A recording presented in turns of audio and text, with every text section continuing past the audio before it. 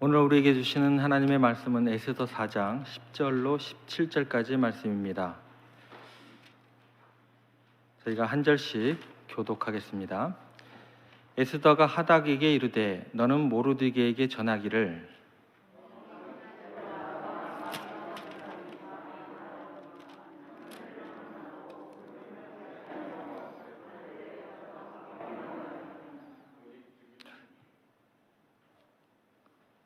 계속 읽으셔야 될 것 같은데요. 왕이 그자에게 금규를 내밀어야 살 것이라. 이제 내가 부름을 입어 왕에게 나가지 못한 지가 이미 30일이라 하라 하니라. 제가 읽겠습니다. 그가 에스더의 말을 모르드게에서 전하매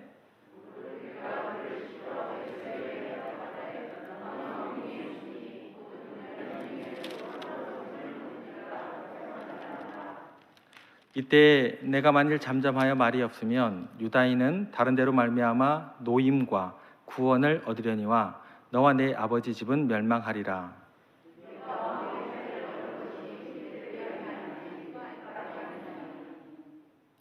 에스더가 모르드게에게 회답하여 이르되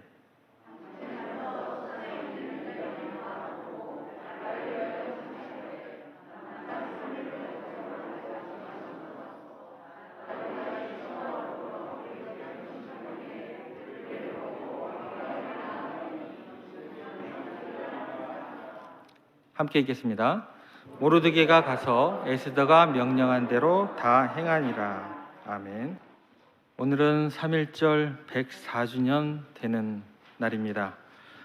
개인이나 나라가 자유를 박탈당할 때 그 모든 구속으로부터 자유를 얻기 위해서는 그냥 되는 것이 아니고 하나의 굉장한 결단이 필요한 것 같습니다.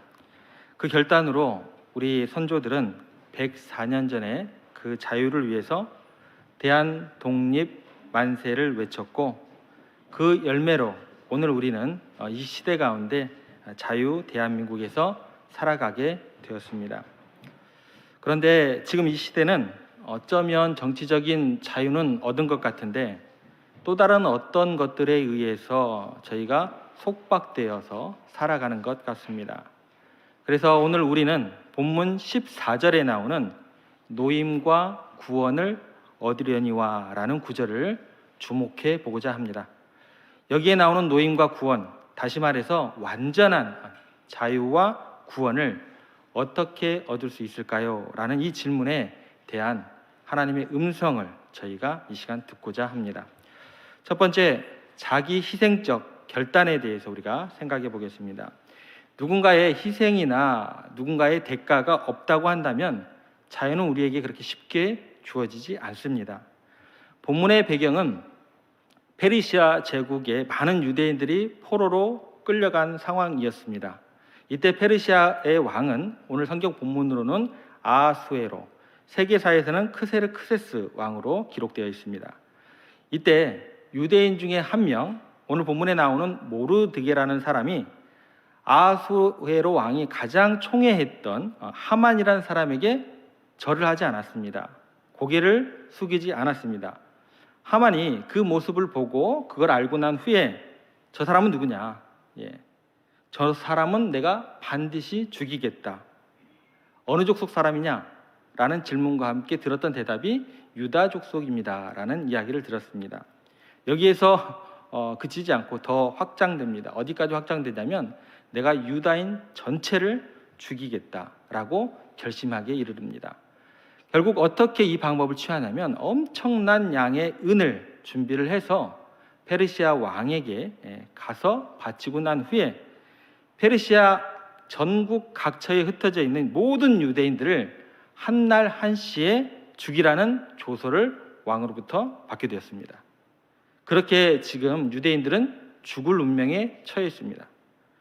그때 모르드게가 어렸을 때부터 키웠던 조카 에스더가 신기하게 딱 그때 아하수에로의 왕의 왕비로 그 시간에 있었습니다. 그래서 모르드게가 에스더를 찾아가 부탁을 하게 됩니다. 너가 우리 나라를 위해서, 우리 민족을 위해서 왕에게 제발 말 좀 해줘라. 그때 에스더가 다음과 같이 이야기를 합니다. 11절 말씀인데요. 이 부탁 자체가 에스더에게 얼마나 어려운 부탁인지 한번 생각해 보겠습니다. 11절 말씀입니다.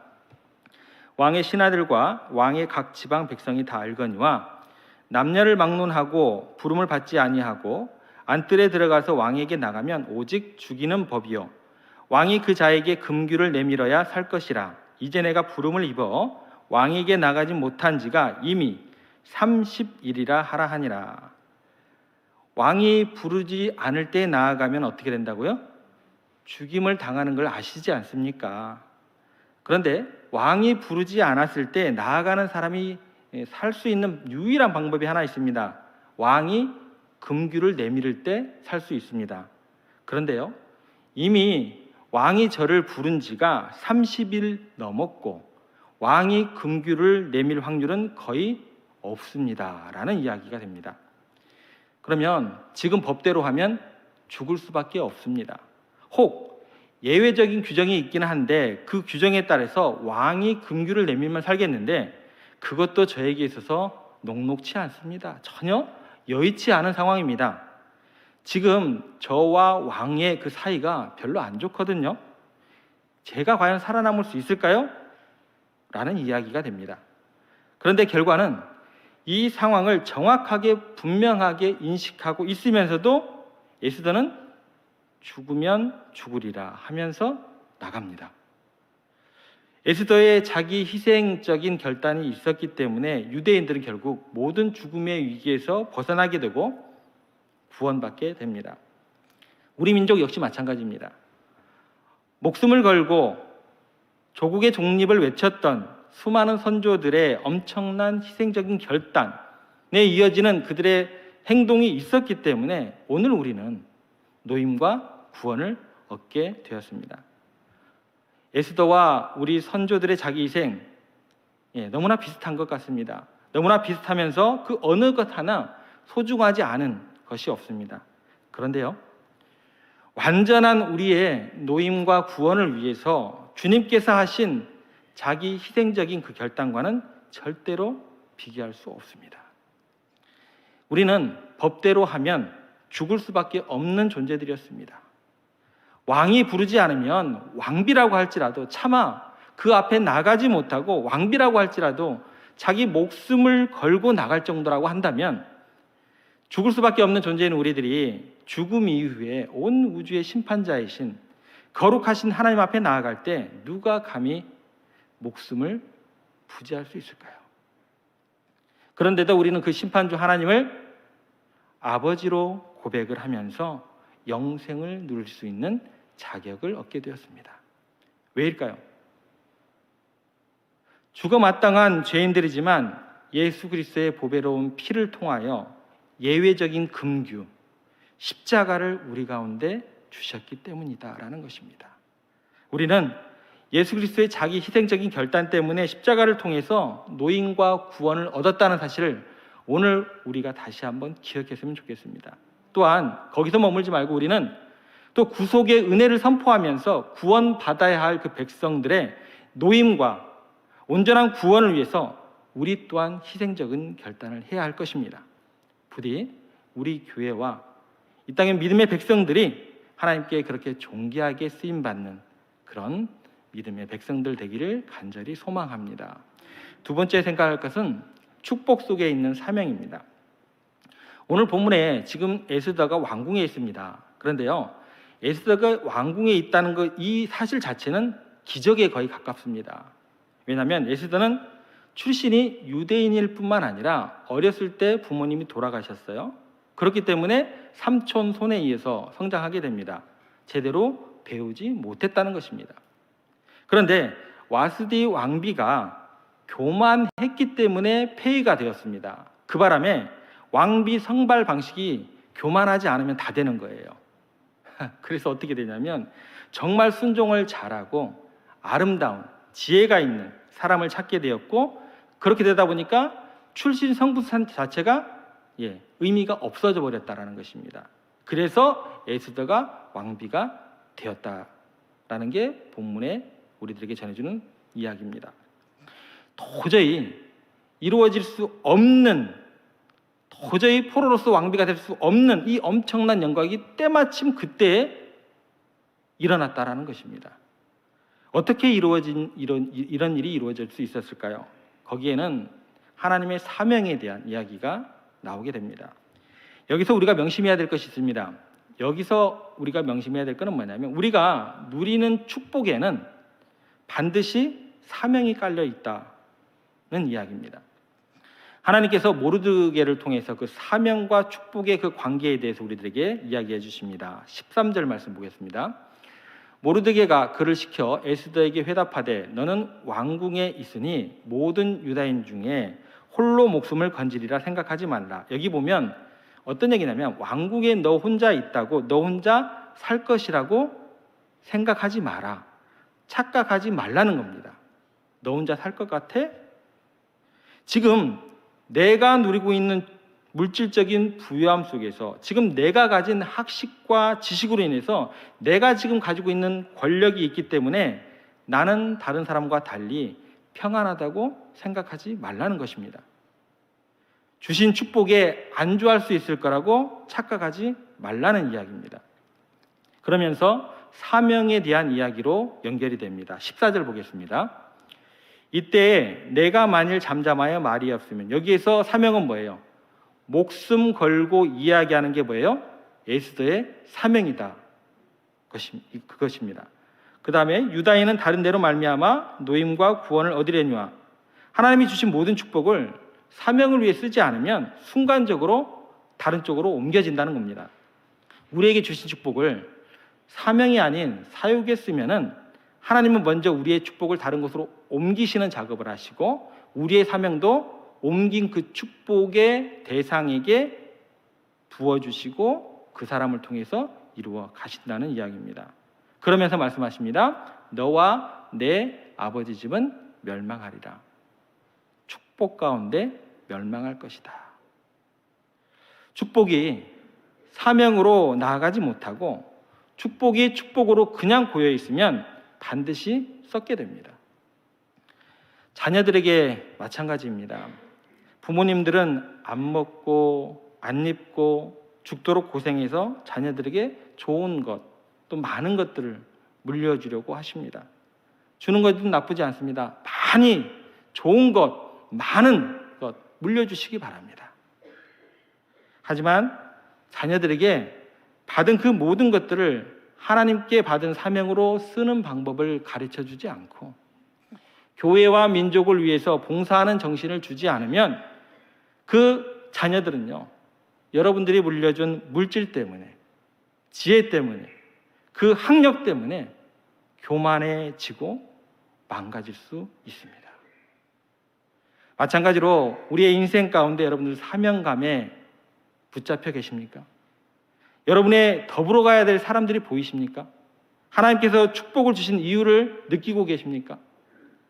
그 축복을 깨닫지 못하는 한 우리는 축복 속에서 어려운 길을 갈 수밖에 없다라는 것입니다.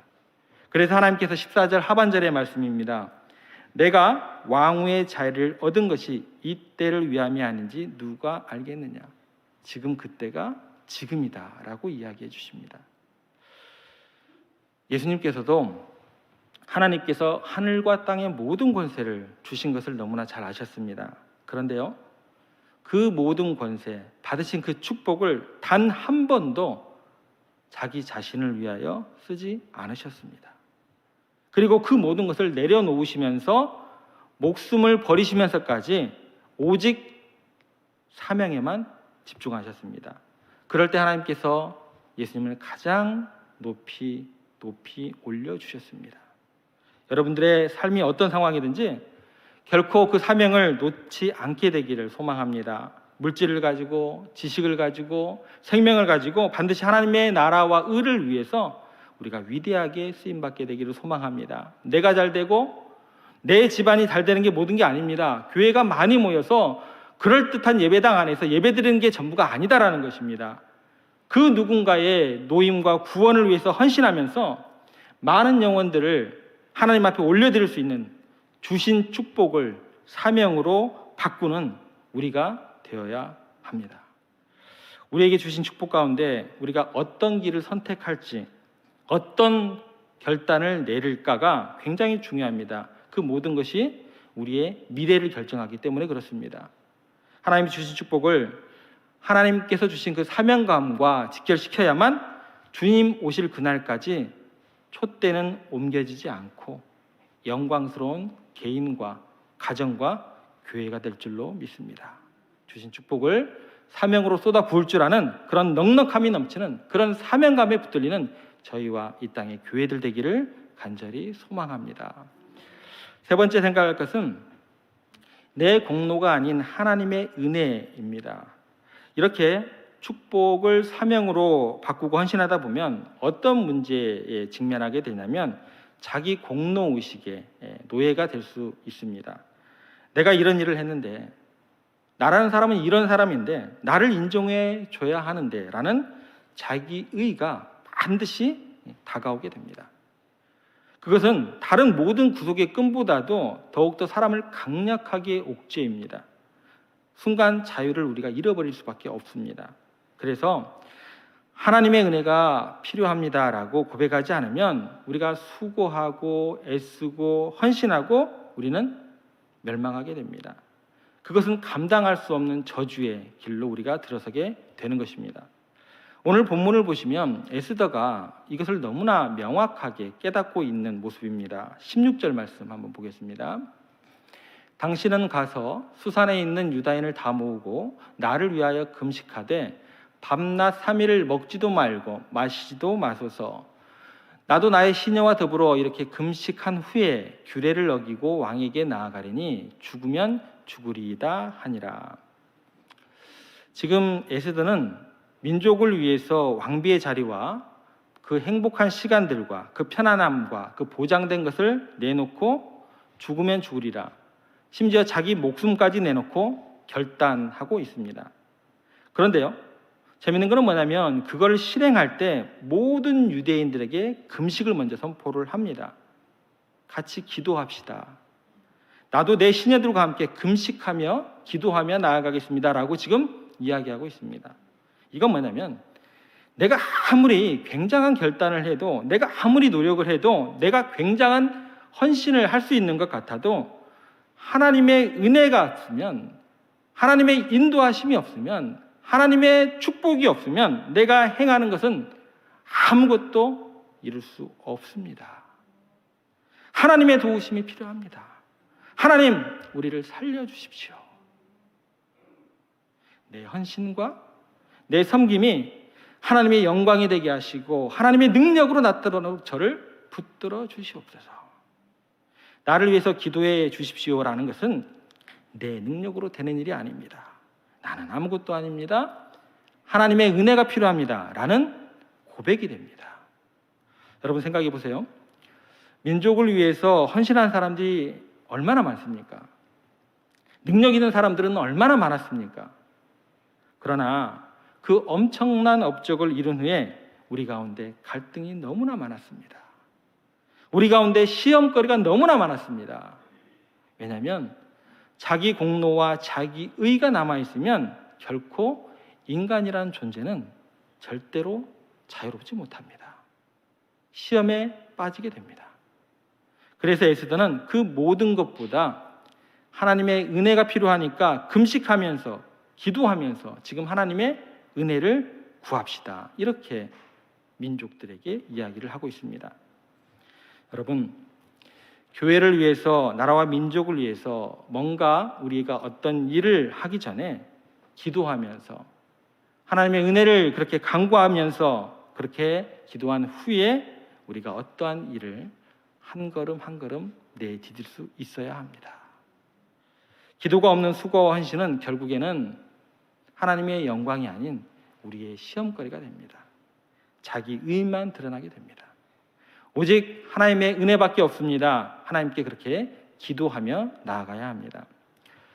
유관순 열사가 1919년 병천 아우네 장터에서 만세 운동을 주도하기 전에 매봉산에 올라가서 기도문을 작성하고 그 기도문을 붙들고 하나님 앞에 다음과 같이 기도를 합니다. 오 하나님이시여, 이제 시간이 임박하였습니다. 원수 외를 물리쳐 주시고 이 땅의 자유와 독립을 주소서. 내일 거사할 각 대표들에게 더욱 용기와 힘을 주시고 이로 말미암아 이 민족의 행복한 땅이 되게 하소서. 주여 같이 하시고 이 소녀에게 용기와 힘을 주옵소서. 대한독립 만세, 대한독립 만세. 그녀는 기도한 후에 자기 목숨을 걸고 뛰쳐나가게 됩니다. 기도가 먼저였다라는 것입니다. 아무리 인간의 계획과 능력이 완전하고 뚜렷해도 무릎 꿇고 기도하지 않으면 결국은 하나님을 높이는 게 아니라 자기를 높이게 됩니다. 어떤 운동도, 어떤 노력도, 어떤 헌신도 하나님 앞에 무릎 꿇고 나아가지 않는 헌신은 위장된 자기의에 불과합니다. 예수님께서 예루살렘으로 올라가기로 결심하셨습니다. 여기에서 결심 자체가 쉬운 게 아니었던 것 같아요. 예수님께서. 그래서 그 앞에 어떤 한 단어가 들어갑니다. 어떤 단어일까요?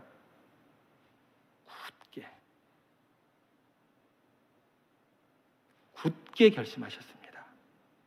인류를 구원하기 위해서 거의 완벽할 정도로 예수님마저도 자기 희생 결단을 굳게 하셨다라는 이야기입니다. 그럼에도 불구하고 예수님은 바로 십자가로 향하셨을까요? 향하지 않으셨을까요? 바로 십자가로 향하지 않으셨습니다. 어디로 가셨을까요? 겟셋만의 동산으로 먼저 가셨습니다. 그리고 제자들에게 또 부탁을 하십니다. 그 전능하신 분이 나를 위해서 그리고 너희를 위해서 깨어 기도하라고 그 전능하신 분이 제자들에게 부탁까지 하십니다. 그리고 앞으로 더 나아가셔서 통곡하시면서 아버지 내 뜻대로 하지 마옵시고 아버지의 뜻대로 되기를 원하옵나이다. 여러분 생각해 보세요. 그분에게 개인적인 뜻이 있었을까요? 그분에게 자기 욕망이 있으셨을까요? 자기 욕심이 그분에게 털끝만큼이라도 있었을까요? 그 완벽한 예수님의 헌신에도 불구하고 혹시 자기의 뜻이 개입될 수 있다라는 전제로 그 십자가를 향하여 나아가셨던 예수님이셨습니다. 그 작은 찌꺼기마저 제거하시려고 통곡하는 피가 땀처럼 흘러내리는 기도를 하신 예수님이었습니다. 아버지의 뜻만, 아버지의 영광만, 아버지의 은혜만 이루어지기를 원하옵나이다. 노임과 구원을 위한 결단을 위해서 가장 중요한 요소는 결국 내 의를 내려놓을 수 있느냐 없느냐라는 그 모범을 주님께서 우리들에게 보여주셨습니다. 그런데 다시 생각해 보면 이런 생각도 하게 됩니다. 하나님께 부름받은 이스라엘은 왜 예수님은 그토록 많은 고난을 당하셔야 했을까요? 왜 이스라엘 백성들은 하나님의 살아가는 백성들이라고 부름을 받았는데도 그런 많은 고난 가운데, 어려움 가운데, 죽을 위기 가운데 처해야 했을까요? 하나님께서 말씀하십니다. 많은 아픔과 고난이 있는 민족에게는 나의 꿈이 있기 때문이다. 그 민족 이스라엘에게서 결국은 누가 태어나요? 만왕의 왕이시고 전 인류의 구세주가 되시는 예수님이 태어날 거니까. 이렇게 접근해 보겠습니다.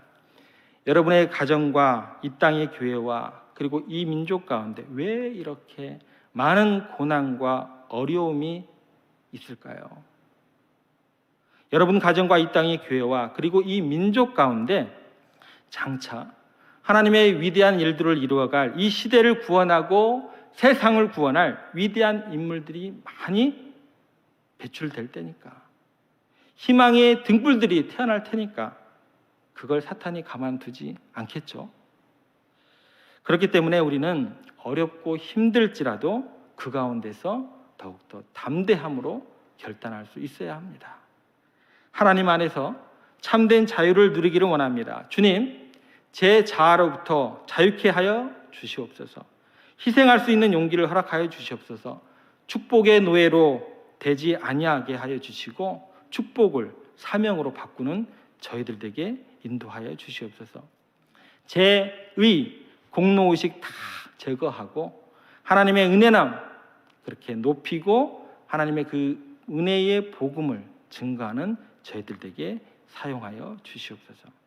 그렇게 새로운 독립선언문이 여러분의 마음 가운데 울려 퍼질 때 반드시 우리 교회와 이 지역과 우리나라와 민족이 변화될 줄로 믿습니다. 우리들이 그렇게 축복의 통로가 되어서 많은 영혼들이 구원받는 그렇게 하나님의 역사를 이루어가게 되는 그런 믿음의 백성들, 이 땅의 교회들 되기를 주님의 이름으로 축복합니다. 기도하겠습니다. 하나님 아버지, 이 시간 우리의 각 심령 가운데 외치시는 하나님의 음성을 듣기를 원합니다. 노임과 구원을 위해 내 자신을 희생하는 결단이 우리 가운데 있게 하여 주시옵소서. 주신 축복에 머무르지 않고 축복을 사명으로 바꿀 수 있는 저희들에게 성령 하나님 인도하여 주시옵소서. 모든 공로를 내려놓고 오직 하나님의 은혜였노라고 다시 무릎 꿇고 기도하는 하나님의 영광만을 드러내는 저희들에게 인도하여 주시옵소서. 주님, 이 산지를 내게 주시옵소서. 주님, 이 지역을 우리 교회에 주시옵소서. 주님, 이 민족을 이 땅의 교회들에게 주시옵소서. 노임과 구원을 향한 하나님의 열심이 이 땅의 거룩한 백성들을 통하여 이루어지도록 주님 온전히 역사하여 주시옵소서. 예수님의 이름으로 기도드립니다. 아멘.